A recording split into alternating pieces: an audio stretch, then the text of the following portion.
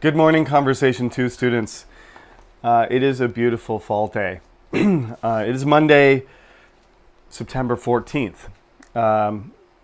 There was some confusion about what day the homework was due, and I appreciate the fact that everybody's being responsible and checking on when the homework should be done, but actually you shouldn't really be concerned about whether it's due on the 16th or the 14th. Just hand it in on the earlier date. You had a week to do your homework. So all these Monday students that were looking for a couple extra days, that's really not necessary. What happened is I wrote September 16th on the website. So if you hand it in by Wednesday, I'll accept it. That's fine.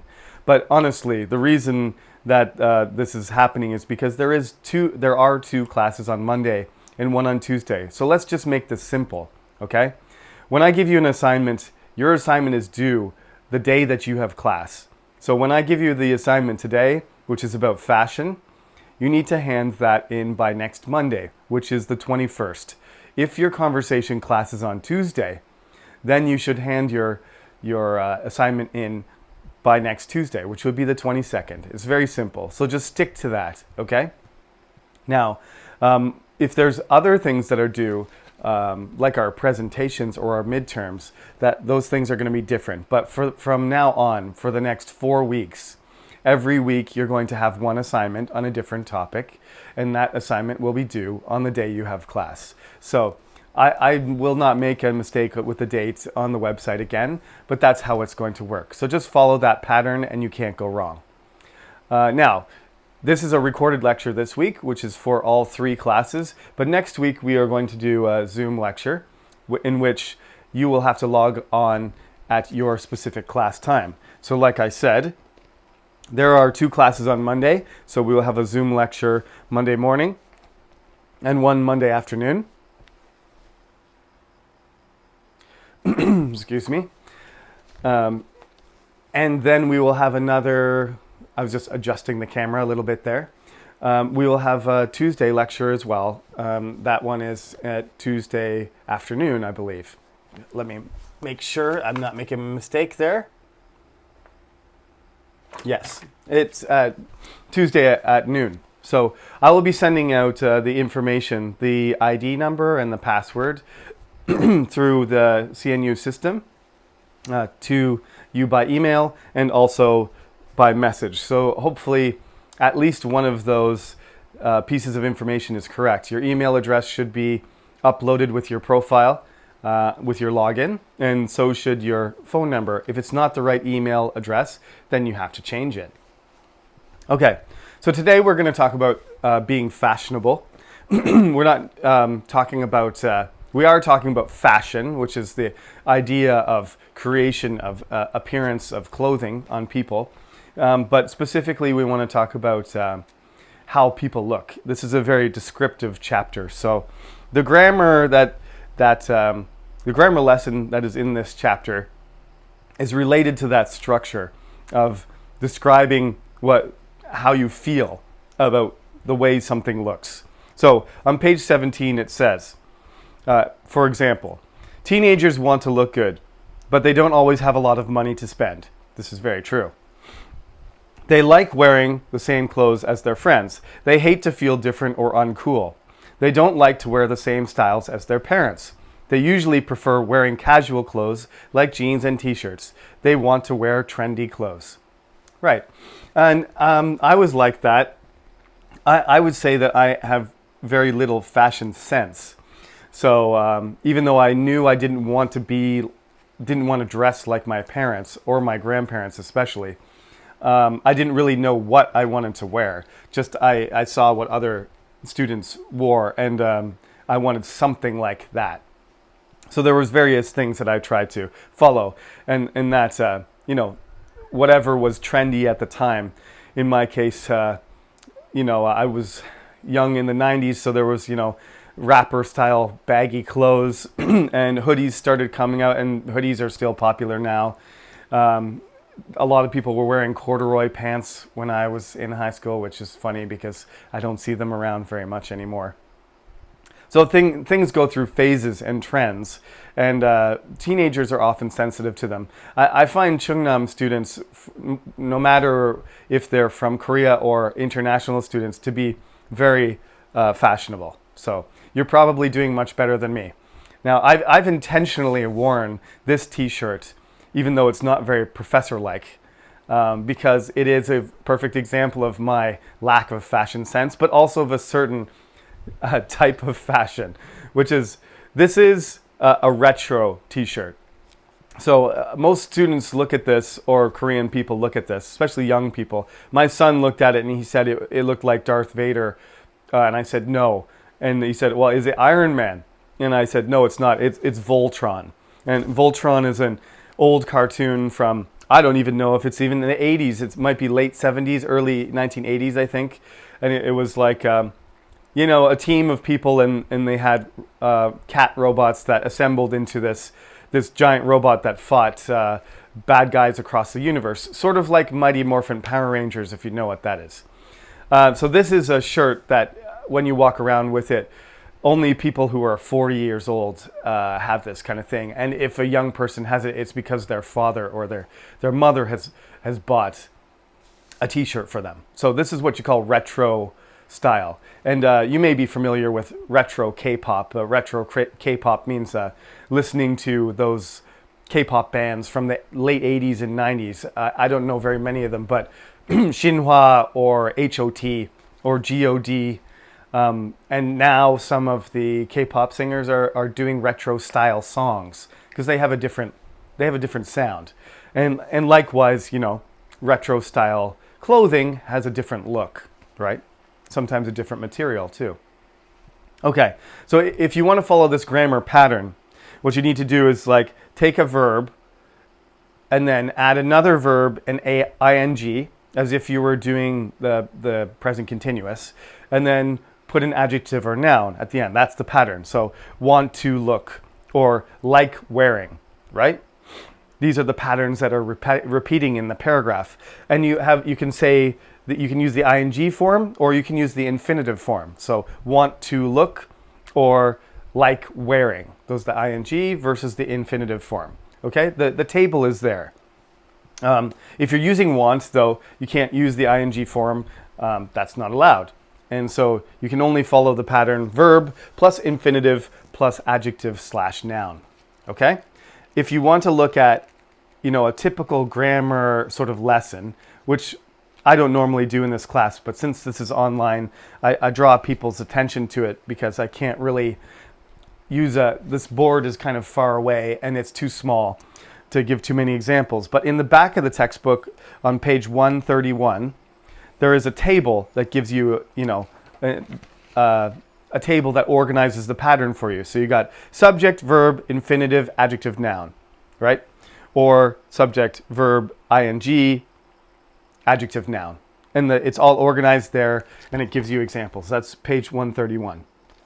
Okay, now right at the bottom here, there is another point about adjectives. And when you have a lot of adjectives, if you want to be really descriptive and use multiple adjectives to describe one thing, there is actually an order. And I don't stress this too much because I don't think there are more important things. The verb pattern is much more important to learn. But nonetheless, on page 131, there is the list, which when you have more than one adjective, if you have 3 or 4 adjectives, you should put them in the correct order. To be honest, native speakers don't memorize the order. We just know instinctively how it should go. And it's possible that they make mistakes. But there is an actual adjective order, that sequence that comes before the noun. So you should, if the adjective is a certain type, it should go before another one. So it goes opinion, size, age, color, type, noun. Okay? So that's even just more basic than some other tables. But if you can remember that those first 5, opinion, size, age, color, type, then the way that you describe the noun will sound more natural. That's all. Okay, but that's not a point. I'm not going to take away points for that on the interview or the exam or any of your work. It's just something for you to improve if you want to sound more fluent. Okay, so let's get back to the topic at hand, which is fashion. So there's all kinds of, I mean, you're going to use, obviously, first of all, your vocabulary is going to be very useful in this kind of topic. You need to know the names of items. And my Korean is very basic, but one thing that is not as weak as other parts of my Korean, like my grammar, is the number of words that I know. And so I know how to say gloves or shirt or dress, right? Or hat or body parts. I know all those words, and I know all the words for foods too. The problem comes when I try to put them together.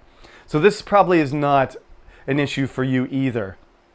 You probably have the vocabulary to talk about different parts of a set of clothing, all right? But the important thing really is to be able to talk about those items in sentences and to be able to describe them too, right? So we have all these items here: jeans, shirt, tie, t-shirt, sneakers, sweatshirt, dress, shorts, suit, shoes. I think we can skip over that stuff because those are basic things. What's more important is really to judge how those things look. So that would require some adjectives, right? So we have formal clothing, we have informal clothing, we have dress clothes, we have casual clothes, right? We have dirty clothes and clean clothes. And then you can get into more subtle descriptions of things. Like I said, baggy, right? Or checkered, or striped, tight, loose, bright, dull, gray, shiny. These are all adjectives that you might want to use.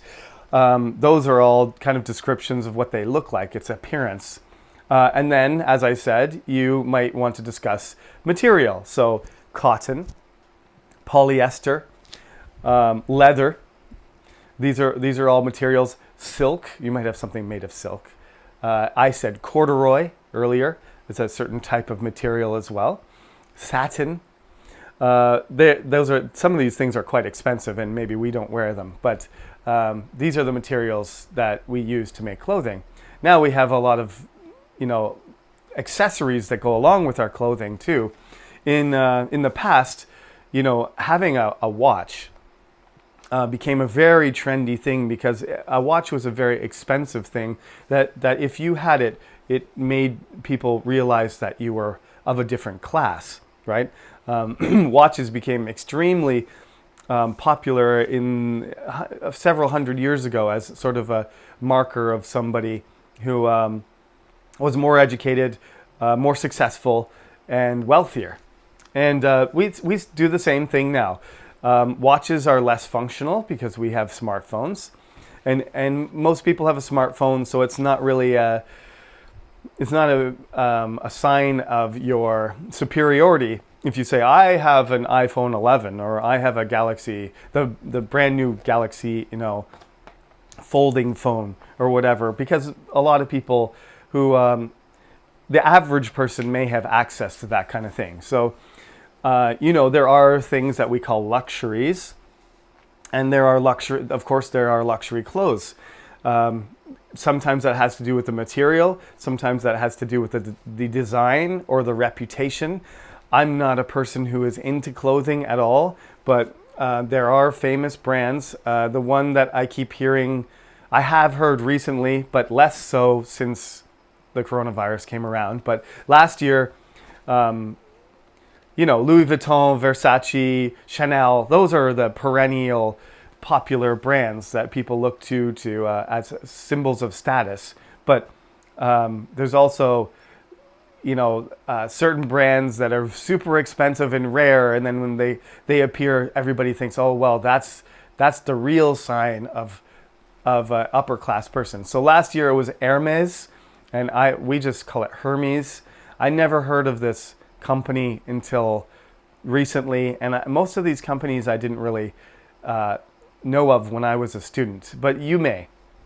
So these are ultra luxury goods where you might spend $10,000 for a bag. Now, I haven't heard very many people talking about these things recently because this year the coronavirus has caused a lot of economic hardship for people, and people are not spending. People don't have extra money to spend, and so these luxury brands are not being they're not being purchased, and they're not being sold as much. The fashion industry has, I wouldn't necessarily say it's collapsed, but it's collapsing because a lot of fashion is about appearance and perception and about cost, and the real value of clothing is not what it says on the price tag. So I've been reading articles saying that, especially in America, a lot of people are just wearing hoodies, sweatshirts, and sweatpants and simple, comfortable clothing, and that the sales of those types of clothing have gone up nearly 100%. Whereas the expensive dresses and outfits for clubbing or going to restaurants or for special occasions, which aren't even really safe to do anymore. Why would you buy a suit if you can't go out and show anybody what you look like? Those goods, those products have collapsed. They've dropped. The sales of those things have dropped 70 to 80% because you really only need to wear it in front of your camera. Like, I mean, most of the professors who have nice suits, I see them walking around. I don't have a budget for that many suits, but most of the English professors walk around with suits. I might put on a suit too for you as soon as the weather gets cooler, but I don't have air conditioning in this room. So for now, it's Voltron, okay? Anyway, some people like fashion. Let's get down to how you're going to approach the assignment here. Some people are really into fashion. They think that it's part of their identity. They think maybe it's a way to express themselves, who they are, right? My attitude about clothing is that clothing should be functional. When I wear something, I want people to think, I want to play sports. I'm wearing sports stuff. This is comfortable stuff for sports. I'm wearing a t-shirt. It's hot. I'm wearing a t-shirt.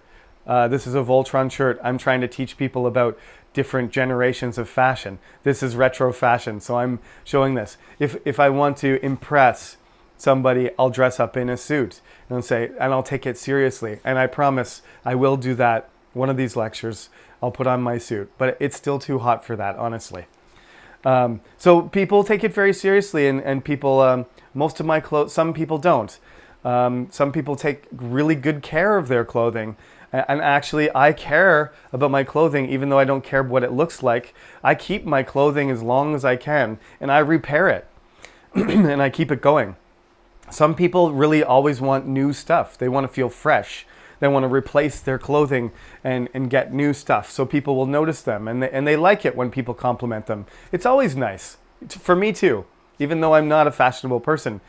If for some reason I, by accident, put together an outfit that looks pretty good, and my neighbor or one of my students or one of my friends or someone in my family says, "Wow, Jeremy, you look good today," that makes me feel good, and that's a good feeling, and that's something that some people look for, and it improves their mood.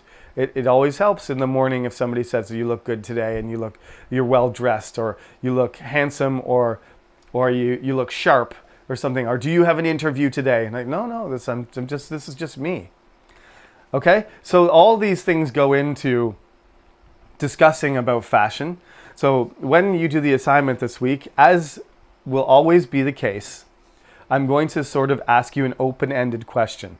Just like last week, you had the choice of talking about a world language, any one you wanted, and you could give an opinion, positive or negative, but I wanted you to tell me what you thought about that language and why. And you were even allowed, some students didn't catch it, but I did say you were allowed to talk about a type of English too. So it was a very open-ended. You could talk about a different language, or you could talk about a certain type of English. That was last week's assignment. This week is similarly an open-ended question. Make sure you use the grammar patterns and try to learn by applying it in your writing. I don't expect you to memorize all the names of the patterns, but you should be able to follow the pattern and you should be able to use it in your writing and your speech. That's the point. So the question is, what do you think about fashion? That means that you're allowed to talk about the fashion industry. You're allowed to talk about this year's fashion. You're allowed to talk about the clothing that you wear and what kind of clothes you like. Okay? I often ask questions in class, things like, how many pairs of shoes do you have? And we get different types of answers, and almost universally, the girls have more shoes than men. And that's because girls feel like they need a certain pair of shoes for different things, whereas I have like 3 different pairs of shoes. I have one for sports. Well, that's not true. I have more than 3. But basically, I have 1 pair of casual shoes, 1 pair of running shoes, 1 pair of shoes for sports, and one pair of rubber boots for working on my farm. That's 4. And that has nothing to do with matching what colors I'm wearing or anything else. That's pure function. So in my case, it wouldn't be very interesting to talk about all my different types of shoes and how I would, where I would wear them and what I would use them for. But it's your choice. If you want to talk about certain items or combinations or colors, that's fine too. In the chapter, there is a good little article about jeans. So you can talk about the history of a certain type of fashion, right? Fashions change all the time. Everybody's wearing t-shirts now, but 200 years ago, nobody wore a t-shirt. That thing didn't exist, right? So jeans, believe it or not, have a detailed history. Somebody invented them for a certain purpose. It's Levi Strauss is still the brand that's the most famous for jeans. It's because this was introduced as a really tough material that was used originally for mining, but it also turned out to be good for factory work or for working on the farm. Now it's like an urban style where people wear jeans all the time because they're comfortable and cool, and it's really expensive jeans. But originally, jeans were functional. They were not fashionable. I worked on a farm when I was in high school, and I wore jeans. Not because they were expensive, not because they looked good, because they protected my legs from all the scratchy straw, hay, and grass that would, rip my legs apart if I didn't have a good, strong material on my legs. If I wore shorts or I wore sweatpants, those the ends of the dry grass would stick into my legs and leave reds, lines, and scratches that were super itchy all over my legs. So that's why I went to Walmart and bought cheap jeans, and that's what I wore to work, not to dinner or to school. Although I did wear them to school, but a different type of jean. So jean is actually a material. It's also a type of item. It's a clothing item, but it's a material. So you can take that approach if you want. You can talk about baseball caps, or you can talk about accessories. I'll allow you to do that too.